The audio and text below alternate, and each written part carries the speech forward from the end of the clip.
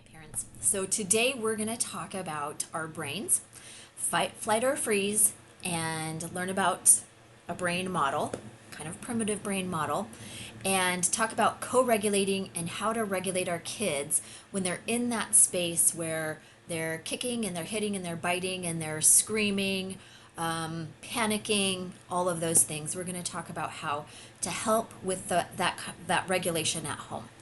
We're going to talk about bilateral stimulation. So the most important part when your child is in full meltdown mode is co-regulation, co-regulation, co-regulation.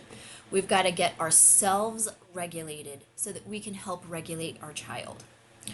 Whatever we have to do to get ourselves regulated. So I'm going to teach you a bilateral stimulation technique that you can do at home that will help calm you down, regulate your emotions so that you can help regulate your child's emotions.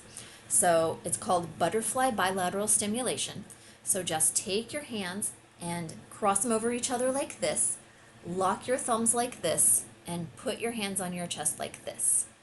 And then do slow movements like this. While you're doing these movements, you can take a deep breath.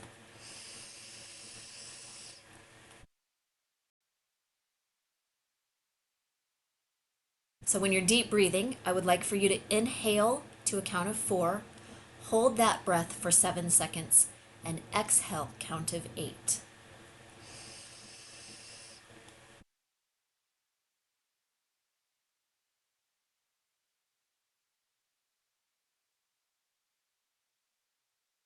Now once you're regulated, now we can look at regulating your child. So before we look at regulating your child, I'm going to explain a little bit about what's going on in their little minds. And to do that, I'm going to use what we call the hand model of the brain, developed by Dan Siegel. So here's our brain right here. Here it is in our heads. This part right here is the front part, which is the prefrontal cortex. That's our thinking brain. Then we've got this wrist part right here is the brain stem, which starts about right here and runs down our neck.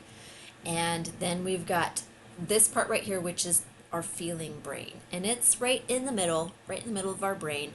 And so here is our model of the brain. Thinking, feeling.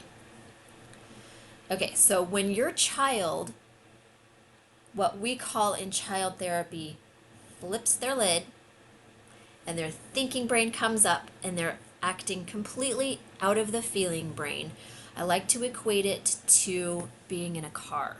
So when your thinking brain is fully intact and you're driving along, you're in the driver's seat, you're in the front seat, you get to steer the car, you can turn the car, you can put the brakes on, whatever you need to do to regulate yourself. You can look around, you can see out of all the windows so you know that you're safe and that everything, you're in control of everything. That's being in the driver's seat, being fully in the thinking brain. Then you can be half thinking, half feeling brain, which is like being in the back seat of a car. You can still see, you can still look around and see and have some control like that, but you can't put the brakes on. You don't have the ability to turn the wheel. So then you've kind of flipped your lid a little bit. Maybe you say some words, or your kid is saying some words that, are getting him in trouble, or he throws a toy or something like that, but he's able to pull himself back and calm down a little bit. And then your child goes to the trunk of the car, fully flipping his or her lid. So in the trunk of a car, can't see anything, you're not in control of anything, completely 100% not in control of anything that's going on. So driver's seat, back seat, trunk of the car.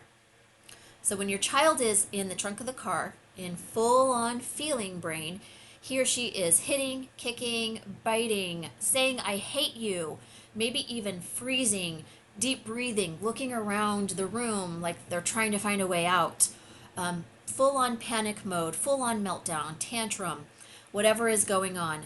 In that moment, you've got to pull yourself in control. Might trigger some things inside of you, anger or something from when you were a kid, or other things might get triggered inside of you when your child is in this moment. But the most important thing that you can do as they're grown up is to regulate yourself. So do that butterfly stimulation. Don't leave your child. stay right there with them so that they know that you're still there, that you can hold this big emotion with them, that you're not intimidated by it, that you're okay with the big emotion that they are exhibiting, that it doesn't frighten you, and that you can hold it with them. So regulate yourself and then come down to their level. Be eye level with them, right there where you can see their little eyes. And do the exact same thing with them. Put your hands on their shoulders and just tap back and forth. Just like this. Or their legs. You can tap their legs back and forth. Like this. Whatever. Tapping on one side of the body, going to the other side of the body, so that you're going back and forth like this on the body. Has a very calming effect. And then say things to them like, I'm right here with you, or you're safe. You're safe right now. I'm right here with you. Until they are able to go from here back to here, or at least into the back seat where they can have some thinking brain enabled. That bilateral stimulation, help calm them down, help co-regulate with them.